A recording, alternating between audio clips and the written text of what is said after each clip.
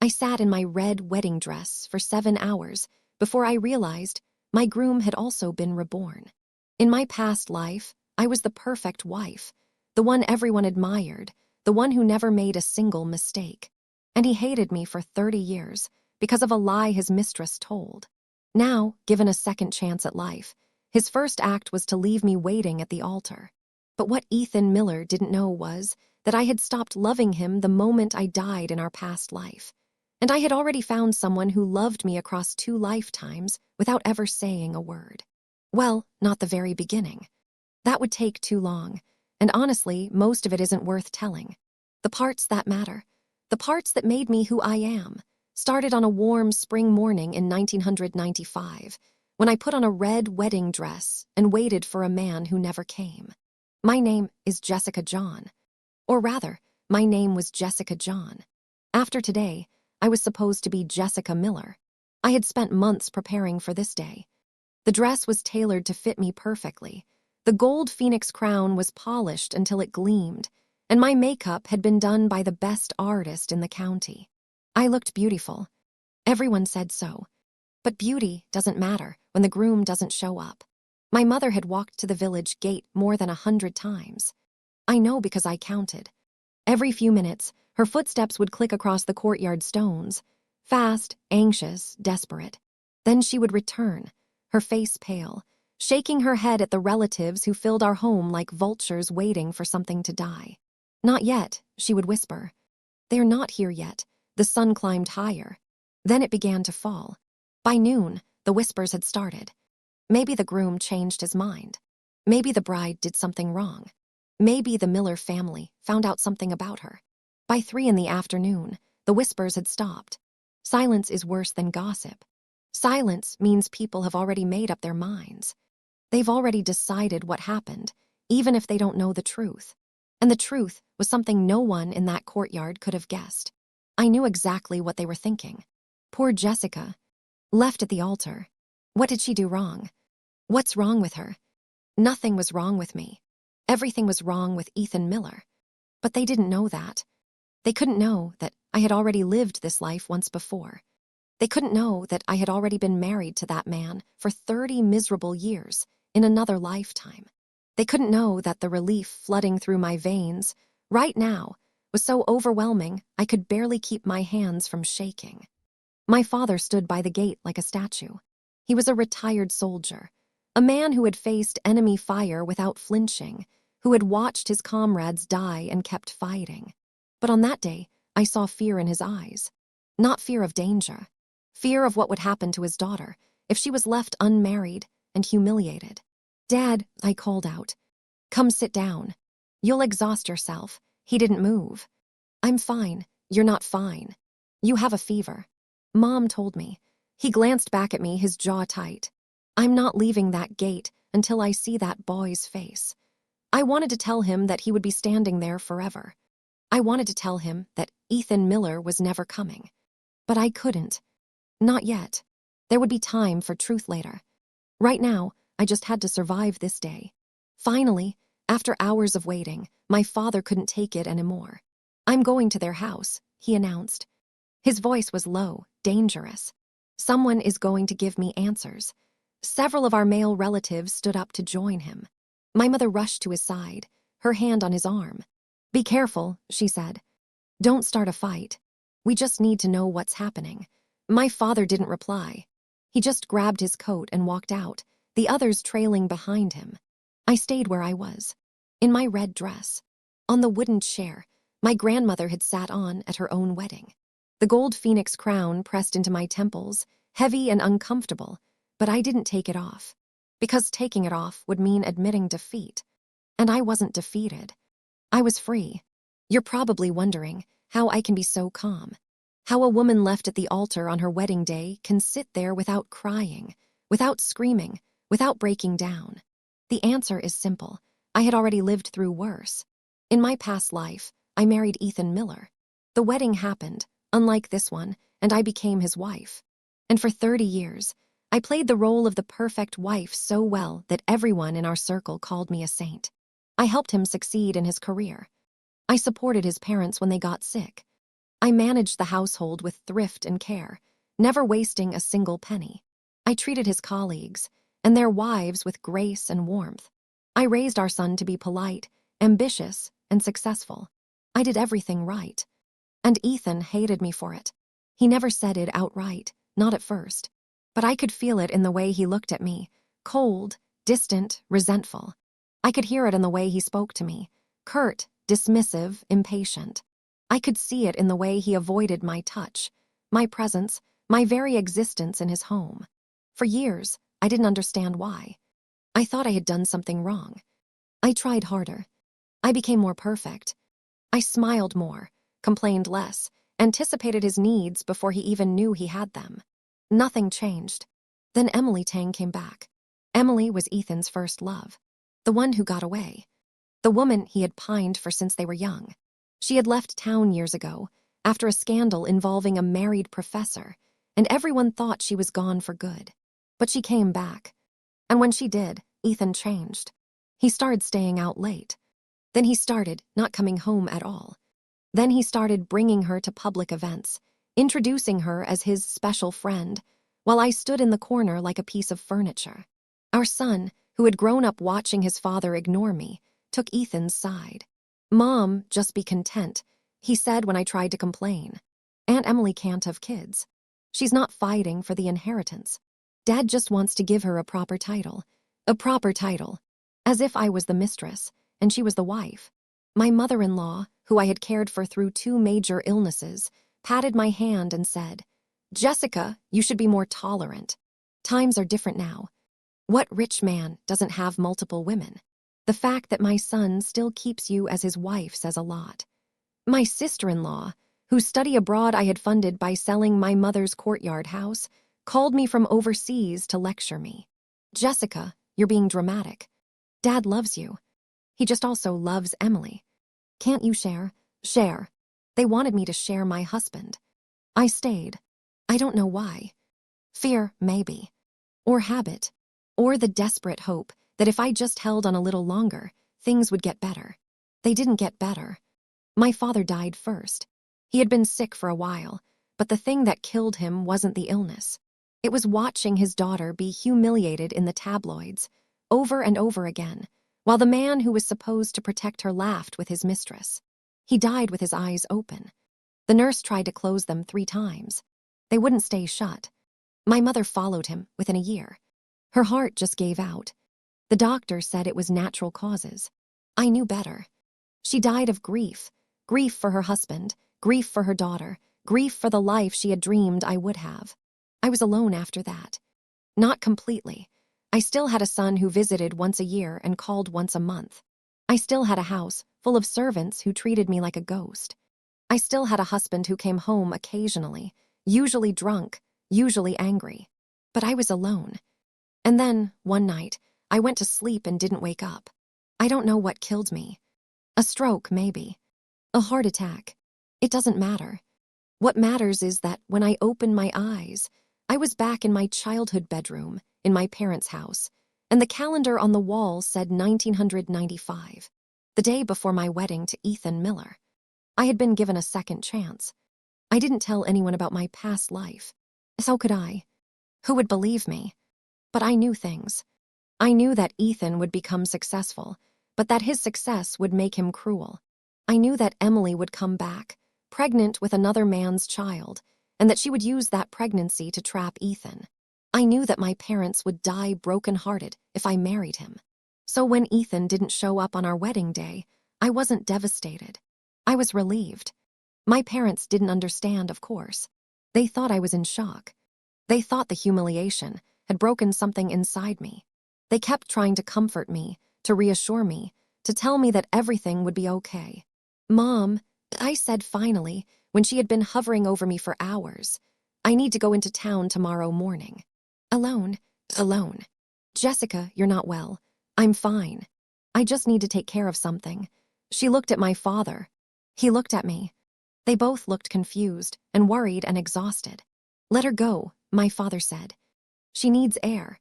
The marriage registration office was small and gray, tucked between a noodle shop and a bicycle repair stand. I had been there 2 days ago, glowing with what everyone thought was bridal joy, handing over our documents with trembling hands. The woman at the counter recognized me immediately. "Oh dear," she said, her kind face falling. "I heard what happened. The whole town is talking about it. I'm so sorry." I placed the unstamped marriage certificate on the counter, the one I had conveniently forgotten to bring back yesterday. In my past life, this woman had been so warm, so helpful. "Just leave it here," she had said. "Once you get the stamped document, bring it back and I'll finish processing it. No need to make an extra trip." I had handed her milk candy from my pocket and thanked her with tears in my eyes. "Not this time. I've come to retrieve this," I said. She blinked. "Retrieve it." But the wedding didn't happen. I smiled. It wasn't a happy smile. It was the smile of someone who had finally, after 30 years, stopped pretending. "And I'd like my documents back, please." She hesitated, studying my face. Then she nodded slowly and disappeared into the back room. When she returned, she handed me the folder with a look of quiet understanding. "Between you and me, dear," she whispered, "I think you dodged a bullet. That family never sat right with me." I thanked her, bowed, and walked out into the morning light. The certificate was in my hands. Unstamped, unregistered, void. In the eyes of the law, I had never been married to Ethan Miller. Not in this life. Not ever. I clutched it to my chest and let out a breath I felt like I had been holding for 30 years. On the way home, the car passed through a quiet alley. I wasn't looking for them, but my eyes caught the movement anyway. Two figures, pressed close together beneath the shade of an old willow tree. Ethan had his arms wrapped around Emily Tang. Her face was buried in his chest, her shoulders shaking with what looked like tears. His expression was one I knew all too well: fierce, protective, devoted. The face of a man who believed he was saving the woman he loved. "Emily," I heard him say as our car slowed in traffic, "this time, I won't let you face anything alone. I'll take full responsibility. I'll be there for you and the baby." She looked up at him. Her cheeks were pink. Her eyes glistened. She looked innocent, vulnerable, exactly the way she wanted him to see her. And then her gaze shifted. She saw me. Through the window of the passing car, our eyes met for a single, electric second. Panic. That's what I saw in her face. Raw, unfiltered terror. I turned my head away. Cold, indifferent, and kept moving. "You know the truth, don't you, Emily?" I thought as the car pulled away. "You know that baby isn't his." In my past life, she had come to me crying, begging for money to get rid of that child. A child conceived with her married college professor. A man who had abandoned her the moment his wife found out. She had been desperate, terrified, willing to do anything. And I, fool that I was, had pitied her. I had lent her the money. I had kept her secret. I had even let her use Ethan's name when she went to that unlicensed clinic, because she swore no one would ever know. But the clinic was a butcher shop in disguise. The procedure went wrong. Emily lost her ability to have children forever. And when she disappeared to another city to recover, Ethan was left with nothing but grief and rage. Rage he directed entirely at me. "You gave her that money on purpose," he had screamed at me years later. "You destroyed her life. You knew she would never be able to have children, and you did it anyway because you were jealous." I had tried to explain. I had tried to tell him the truth. But he never listened. He never wanted to listen. Because believing I was the villain was easier than facing the reality that his beloved Emily had lied to him from the very beginning. Now, in this second life, she was trying the same game. Get pregnant. Blame it on Ethan. Lock him down before he could marry anyone else. And Ethan, blind as ever, was falling for it hook, line, and sinker. Good, I thought. Let them have each other. Let them destroy each other. I wanted no part of it. When I got home, my parents were still in bed, their faces pale with exhaustion and fever. The stress of the failed wedding had hit them hard. My father, who never got sick, was burning up. My mother lay beside him, her hand on his forehead, her eyes empty. "I've failed you," my father said when he saw me. His voice was hoarse, barely above a whisper. "I chose him. I thought he was a man of character. I thought he would make something of himself and take care of you." I was wrong. I sat on the edge of the bed and took his hand. His skin was hot. His eyes were red-rimmed and tired. "Dad, listen to me," I said. "You didn't fail me. You gave me the greatest gift you could have given me." He looked at me like I had lost my mind. "You showed me who he really was before it was too late," I said. "Before I married him. Before I wasted my life on a man who would never love me." My mother sat up slowly, her hand pressed to her forehead. "Jessica, what are you saying?" I took a deep breath. I had thought about this carefully. In this world, in this time, a woman still needed to be married. In a few decades, single women might be able to live independently without gossip and judgment. But not now. Not here. If I wanted to protect my parents from shame, if I wanted to give them peace, I needed to find a husband. But this time, I would choose differently. "There's someone else," I said. My father's eyes widened. "Who?" "Sterling Shoson." The name hung in the air like a stone dropped into still water. My father's face went through a series of emotions: surprise, confusion, then a slow, dawning recognition. The soldier. The one who grew up down the road. Old man Shoson's boy. Yes, but he's been gone for years. He joined the military. He's stationed God knows where. I know. I paused, choosing my next words carefully. But he comes home sometimes. And when he does, he always stops by our gate. He stands there for a while, watching the house. Then he leaves. He's been doing it for years. My mother exchanged a look with my father. Neither of them had known that. I hadn't known it either, not in my past life. Back then, Sterling had come to my wedding.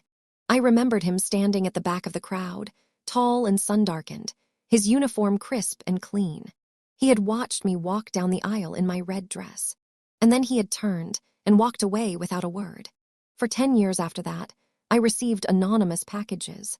Money, supplies, food, always postmarked from the base where Sterling was stationed, always with no return address. I thought he had moved on. I thought he had found someone else, started a family. I was happy for him, genuinely happy. It wasn't until decades later that I learned the truth. Sterling had never married. He had never even looked at another woman. He had died in the line of duty, his name engraved on a headstone in the martyrs' cemetery. And next to it, in small, careful letters that had been carved by a trembling hand, were the words, "To my eternal love, Jessica. If you've enjoyed walking this path of revenge and rebirth with Reborn English drama, please show some love by hitting that like button and subscribing to the channel.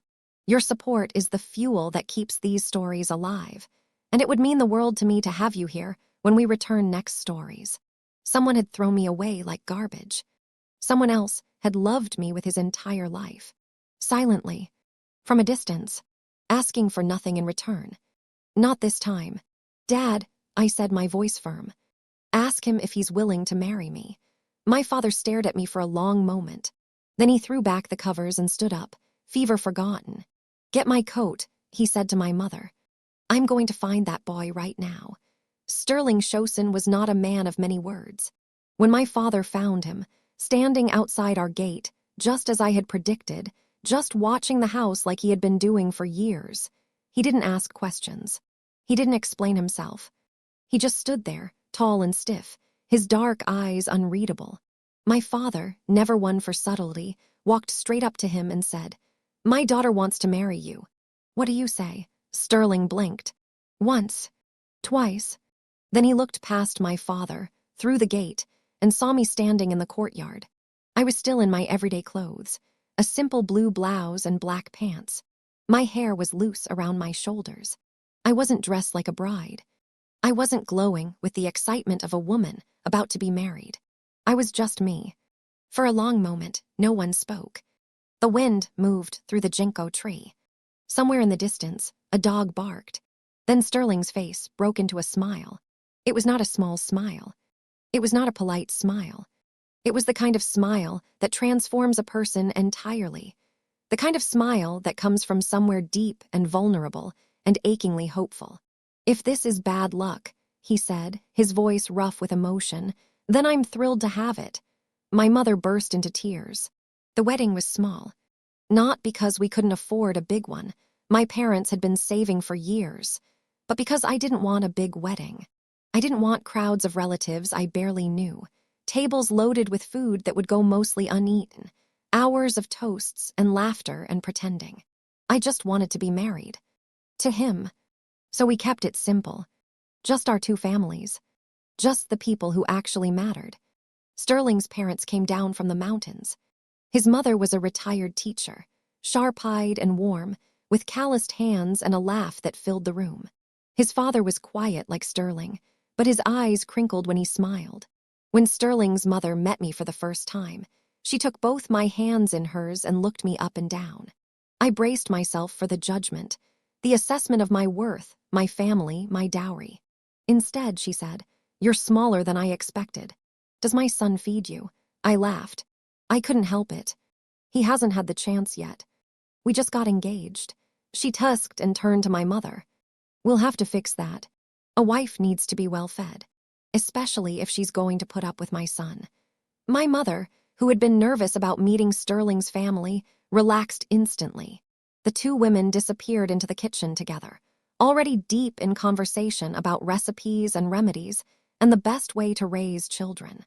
I watched them go, and something in my chest loosened. In my past life, my mother-in-law had been a different kind of woman. She had cried under the covers when Anna wanted to study abroad, waiting for me to offer to sell my house. She had never asked directly. That would have looked bad, but she had made sure I knew exactly what she wanted. Sterling's mother was not like that. She looked at me and saw a person, not a wallet. That alone was worth more than all the gold in the world. The ceremony was simple. We bowed to the heavens. We bowed to our parents. We bowed to each other. Sterling's hands were shaking when he lifted my veil. I had never seen him shake before. He was a soldier, steady, composed, trained to keep his emotions in check. But his fingers trembled as they brushed my cheek, featherlight, as if he was afraid I might disappear. "Jessica," he whispered. My name sounded like a prayer. I looked up at him. At his dark eyes, his strong jaw, the small scar above his left eyebrow that he had gotten from falling out of a tree when he was 12. I had heard that story from my mother, who had heard it from his mother. In my past life, I had never bothered to learn anything about him. What a waste.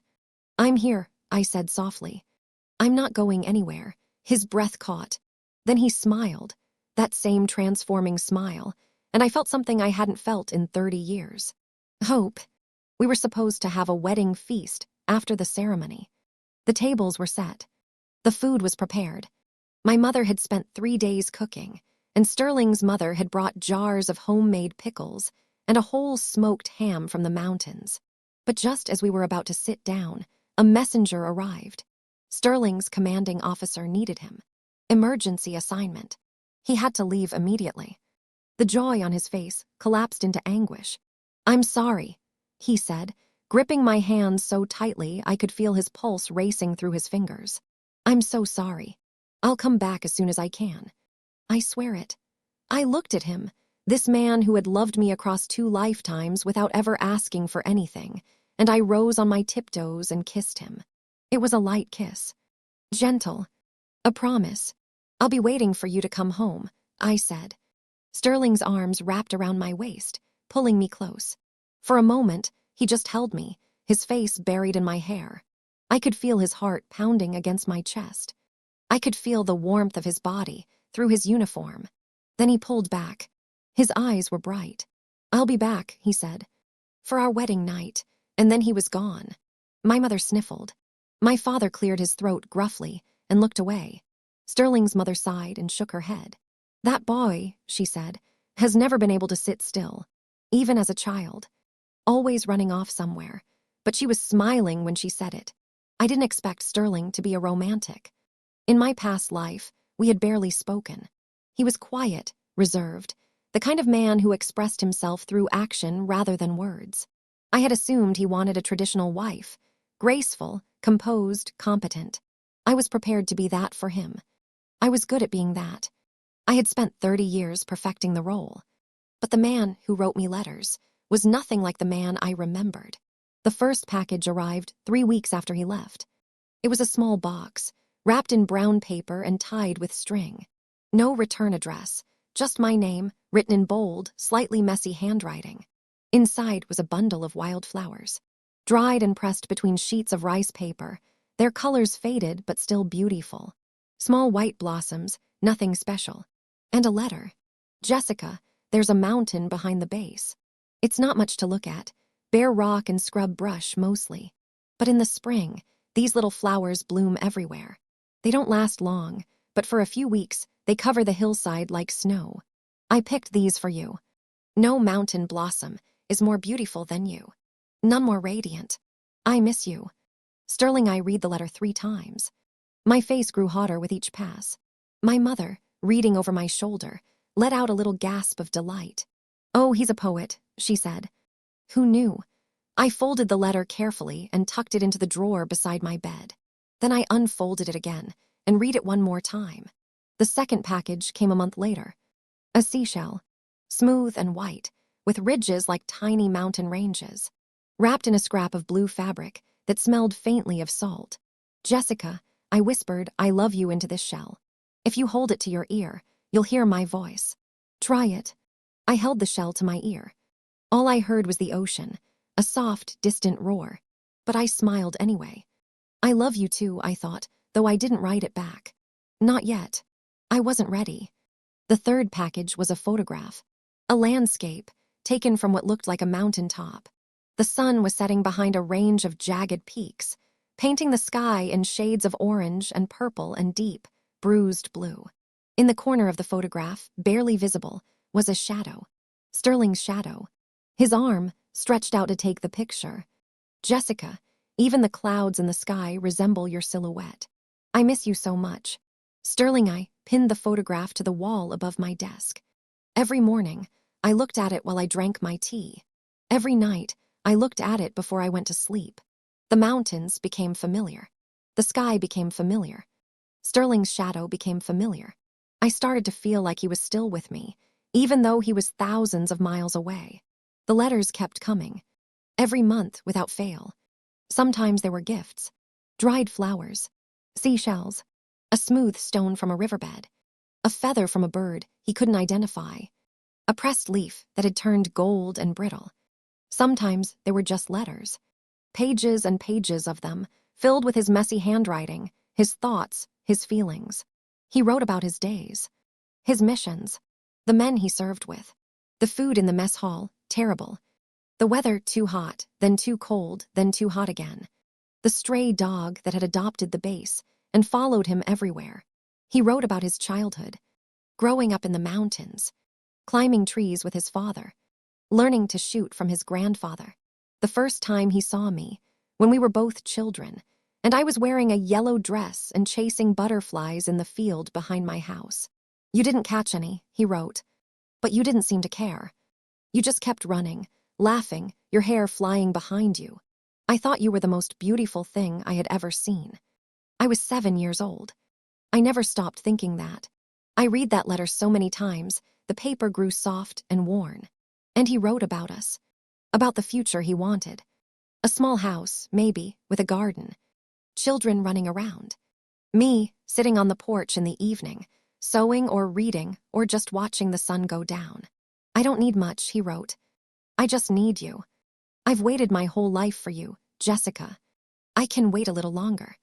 But I hope I don't have to. Sterling came home 4 months after the wedding. I was in the kitchen when I heard the gate creak open. My mother was stirring a pot of soup. My father was reading the newspaper at the table. Neither of them looked up. Then I heard footsteps. Heavy, vast, coming toward the house. I knew those footsteps. I dropped the knife I was holding and ran. He was standing in the courtyard, still in his uniform, still dusty from the road. His hair was longer than I remembered. His face was thinner. There were dark circles under his eyes. But he was smiling. Jessica, he said. I didn't say anything. I couldn't. I just ran into his arms and held on as tightly as I could. He lifted me off the ground. His arms wrapped around my waist, crushing me against his chest. His face buried in my hair. I could feel his heart pounding. I could feel his breath, warm and shaky, against my neck. I'm home, he whispered. Finally, I whispered back. My mother appeared in the kitchen doorway. She took one look at us, smiled, and pulled my father back inside. The door closed quietly behind them. Sterling set me down slowly. His hand stayed on my waist. His eyes traveled over my face like he was memorizing every detail. "You look different," he said. "Different how?" "Happier," he touched my cheek. "You look happier than you did the day I left." I thought about that. About the woman I had been 4 months ago. Still carrying the weight of my past life. Still afraid that this second chance might somehow slip away. "I am happier," I said. "Because you came back." His eyes darkened. His hand moved from my cheek to the back of my neck. He pulled me close, slowly, giving me time to pull away if I wanted to. I didn't want to. When he kissed me, it was nothing like the light, gentle kiss I had given him before he left. This kiss was deeper, hungrier, the kiss of a man who had been waiting for months. No, years, no, a lifetime. "Jessica," he murmured against my lips. "My wife, my husband," I replied. He laughed, a low, rough sound, and kissed me again.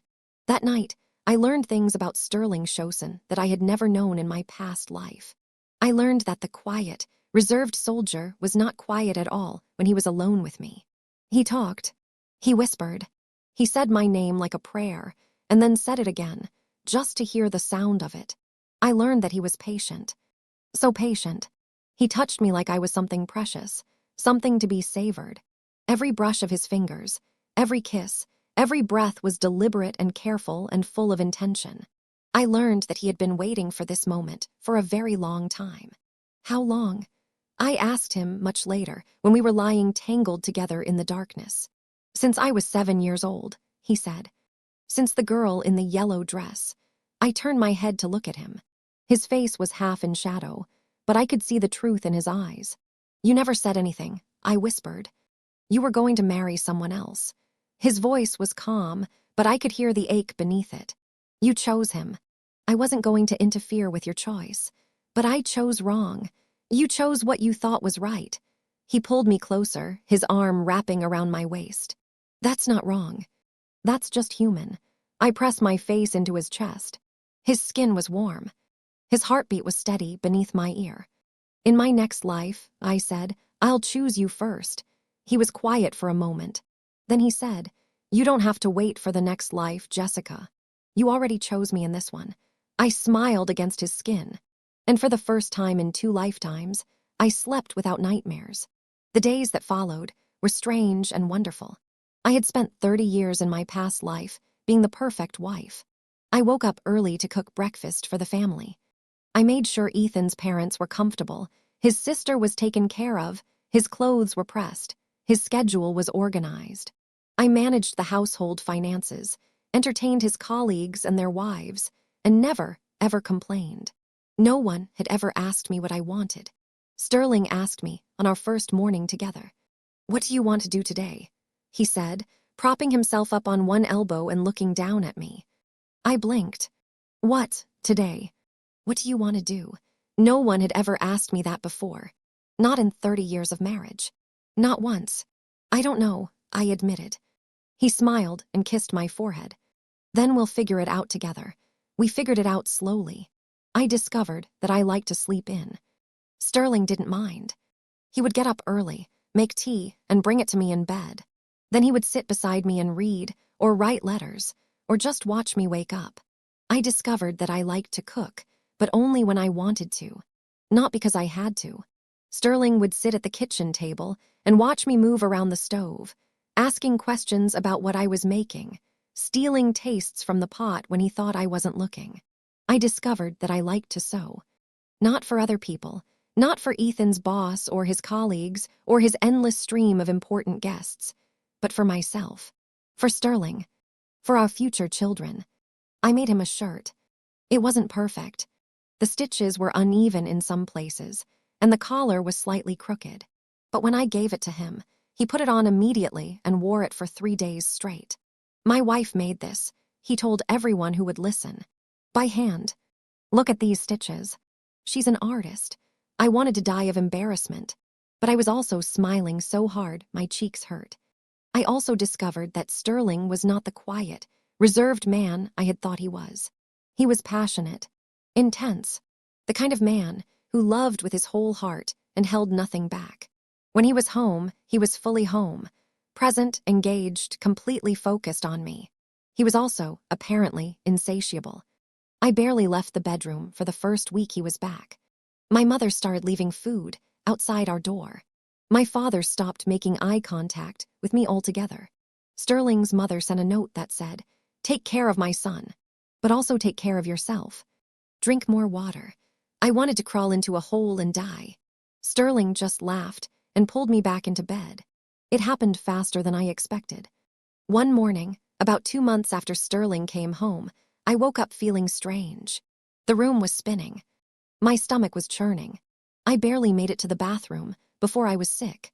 Sterling was behind me in an instant, holding my hair back, rubbing my back in slow circles. "Are you okay?" he asked, his voice tight with concern. "I'm fine," I said, spitting into the sink. Probably just something I ate.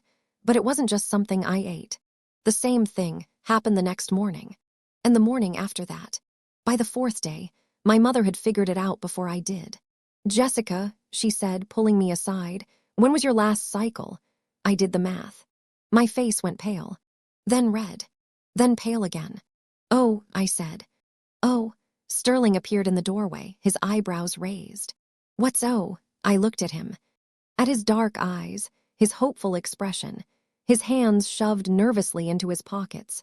"I think," I said slowly, "I might be pregnant."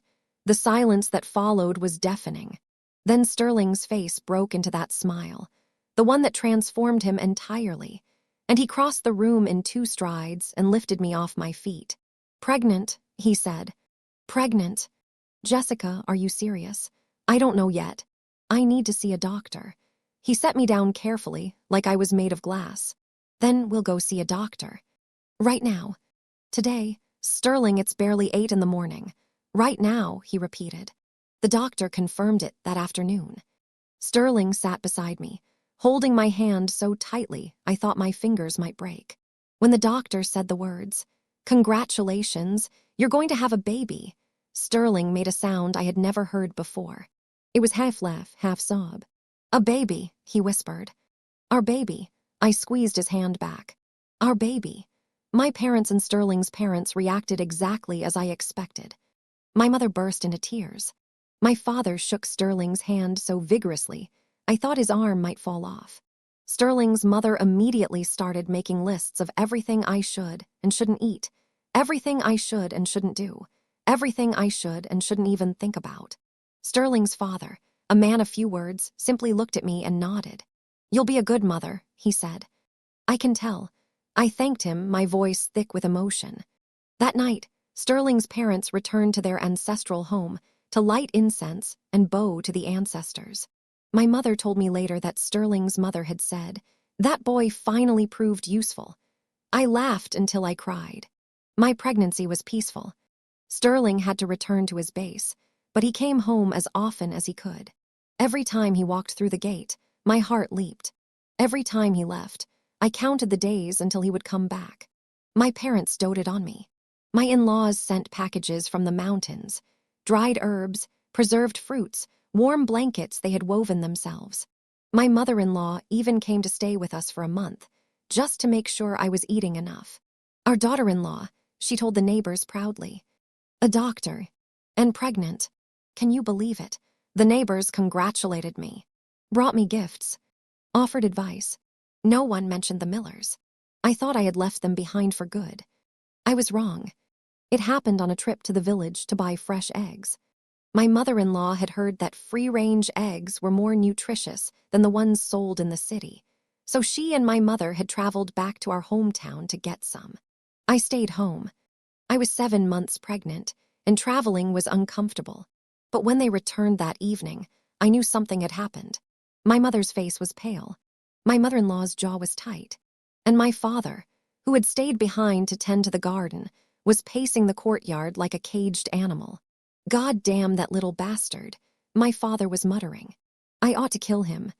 First he bails on the wedding to humiliate us, and now he's out there dragging Jessica's name through the mud again. I'll break his neck." My mother hurried inside, trying to calm him down as she explained what had happened. While passing through the Millers' village, they had run into Ethan's mother, the same woman who had locked her gates and hidden from us on my wedding day. And she had actually had the nerve to ask my mother why I hadn't sent Ethan his medicine. "He's out of pills," she had said, as if I was still his wife, still obligated to take care of him. As if I had ever been obligated to do anything for that family. My mother spat the words like poison. "Thank God you didn't marry into that family. Not a single good one among them. And his little sister, she's in college now, isn't she? She had the gall to ask why you didn't send her money last month. That whole family is a bunch of shameless parasites." My mother-in-law, who had been holding the basket of eggs, overheard everything. She didn't say a word at first. She just set the basket down carefully, making sure not to crack any of the eggs, and went inside. I thought she was upset. I thought she might be rethinking her approval of me, a daughter-in-law who had been left at the altar, who came with baggage and scandal. But that wasn't it at all. The next morning, my mother-in-law didn't cook breakfast. She didn't bring me tea. She just put on her coat and walked out the door. My father-in-law went with her. They were gone for hours. When they came back, my mother-in-law's face was flushed with satisfaction. She marched straight up to me and pressed a stack of bills into my hands. "Compensation," she said, "from that nasty old woman for damaging your reputation." I stared at the money, confused. "What?" My mother-in-law smiled grimly. "I went to the Miller house. I brought the village chief. I brought the police. And I made that woman admit, in front of witnesses, that her claim about you sleeping with her son was a complete fabrication." My jaw dropped. Then I slapped her. My mother-in-law continued matter-of-factly. "Several times. For good measure. I told her, Jessica is a good girl. Your son didn't deserve her. If I ever hear you slander my daughter-in-law again, I'll rip your filthy mouth off." I didn't know what to say. I just stood there, holding the money, my eyes filling with tears. My mother-in-law's expression softened. She reached out and tucked a strand of hair behind my ear. "Jessica," she said, "Sterling may not be here right now, but your father-in-law and I will protect you. You're family now. And family doesn't let anyone talk about them like that." I burst into tears. My mother-in-law pulled me into a hug. She was smaller than me, but her arms were strong. There," she said, patting my back. "No more crying. It's bad for the baby." I laughed through my tears and hugged her tighter. I didn't see Ethan or Emily, Tang again, until 5 years later. By then, everything had changed. I had given birth to a daughter, Wanny, a beautiful, healthy baby girl with Sterling's dark eyes and my stubborn chin. She was the light of our lives. My parents and in-laws doted on her constantly. She was spoiled rotten and knew it. I had also gone back to school. While taking care of Wanny, I applied to university and pursued a degree in medicine. It wasn't easy, juggling a child, a husband who was often away, and a demanding course load. But I did it. I had discovered something about myself in this second life. I was strong, stronger than I had ever given myself credit for. And I was done letting other people define my worth. So when I ran into Ethan and Emily on a street in downtown Northbridge, I didn't flinch. I didn't hide. I just stood there, waiting for my ride, and watched them approach. Ethan looked good. Successful. He was wearing expensive clothes and driving a sleek new car. Clearly, he had used the knowledge from his past life to get ahead. But his face was the same. Smug. Entitled. Certain that the world owed him something. "Jessica," he said, frowning, "I just mailed you something 3 days ago. So you've been following me after all." He pulled out a business card and thrust it at me impatiently. "Whatever. I don't want to talk here. Come to this address tonight. I've got something for you to do."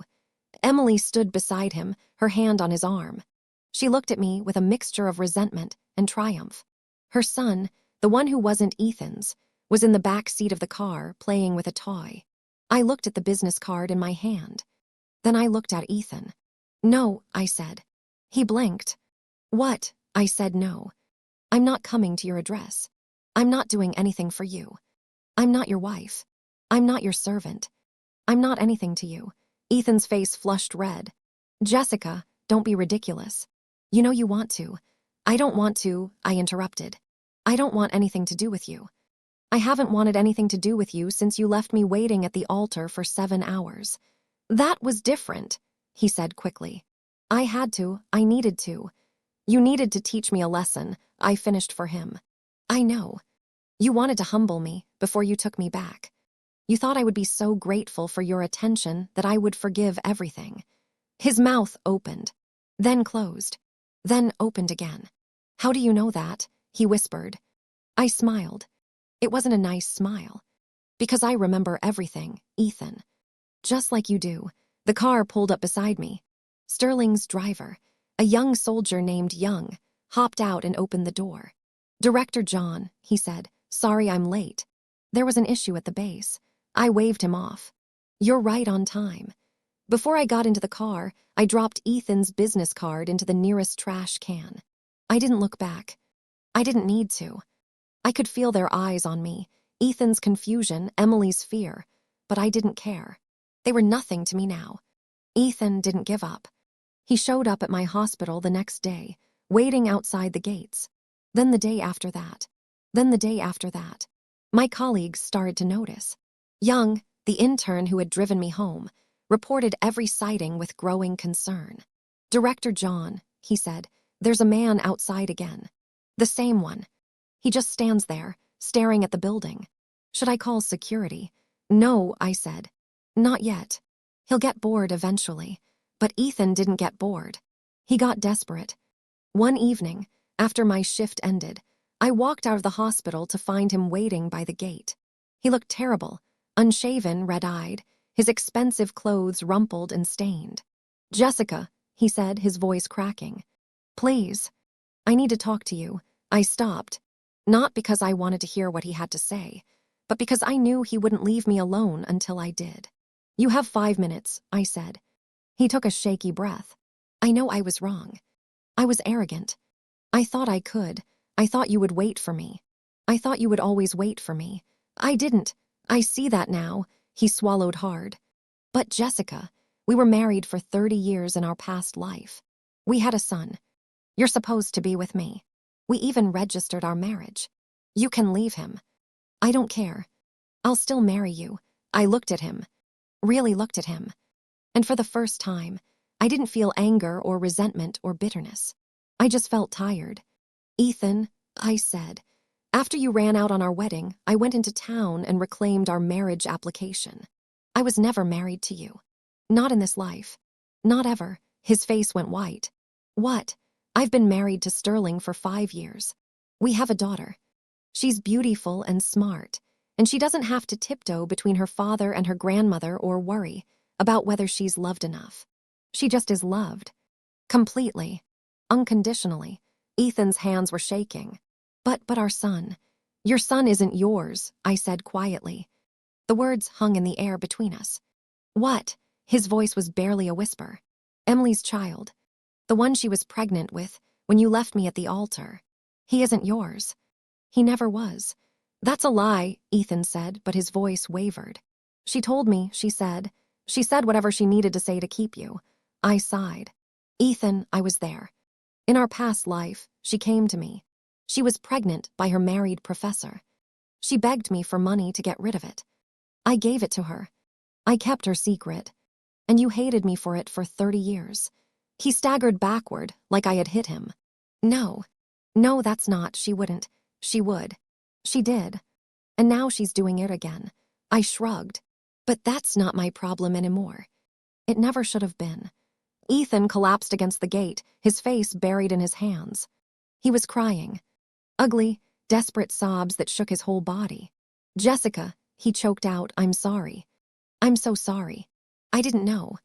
I didn't. Stop, I said. I don't need your apology. I don't want it. What I want is for you to leave me alone. Go home. Deal with your own mess. And never come near me or my family again. I turned and walked away. Behind me, I heard him call my name. Once. Twice. Then nothing.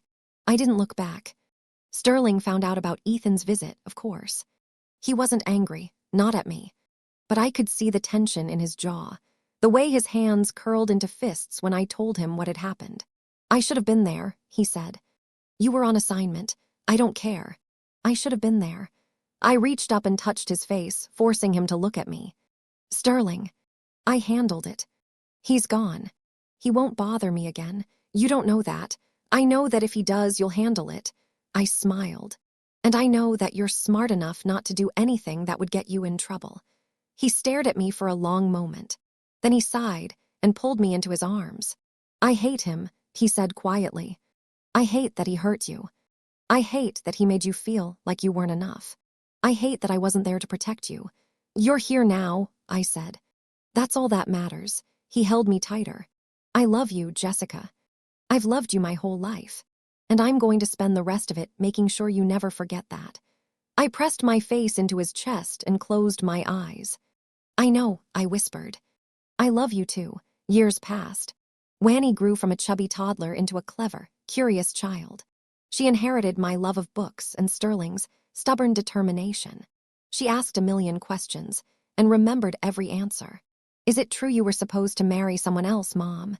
She asked once when she was about 8 years old. I paused in the middle of folding laundry. Who told you that? Grandma. She said you were going to marry a bad man, but then Dad showed up and saved you. I laughed. Your grandmother has a vivid imagination. But is it true? I thought about it. How much did I want to tell her? She was still so young. Once, I said carefully, I thought I was supposed to marry someone else. But I was wrong. Your father was the right person all along. I just didn't know it yet.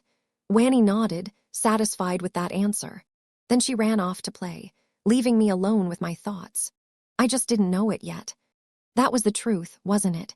In my past life, I had been so focused on being the perfect wife, the perfect daughter-in-law, the perfect mother, that I had forgotten to ask myself what I wanted. I had married Ethan because it was expected, because my father approved, because he was ambitious and driven and destined for greatness. But greatness meant nothing when the person beside you didn't love you. Sterling wasn't destined for greatness. He was just a soldier, a quiet, steady man who wrote me letters and dried wildflowers and whispered, I love you into seashells. And that was more than enough. That was everything. Sterling died when he was 82 years old. He died in my arms, in the bed we had shared for 50 years, surrounded by our children and grandchildren. His hand was in mine. His eyes were on my face. Jessica, he whispered, his voice weak but clear. My Jessica, I'm here, I said. I'm not going anywhere. He smiled, that same transforming smile from all those years ago, and closed his eyes. And then he was gone. I didn't cry at his funeral. Not because I wasn't sad, but because I had promised him I wouldn't. Don't waste your tears on me, he had said years ago when we were both young and foolish and sure we would live forever. I've had a good life, a happy life, because of you. So I didn't cry. I stood beside our children and held their hands and watched them lower his body into the ground. But that night, when I was alone, I let myself break. I cried for the man who had loved me across 2 lifetimes. I cried for the years we had together, and for the years we wouldn't have. I cried for the daughter who had lost her father, and the grandchildren who would only know him through stories. And then, when I had no tears left, I got up and went to his desk. I found the letters first. All of them, tied in bundles with red string, stored in the bottom drawer.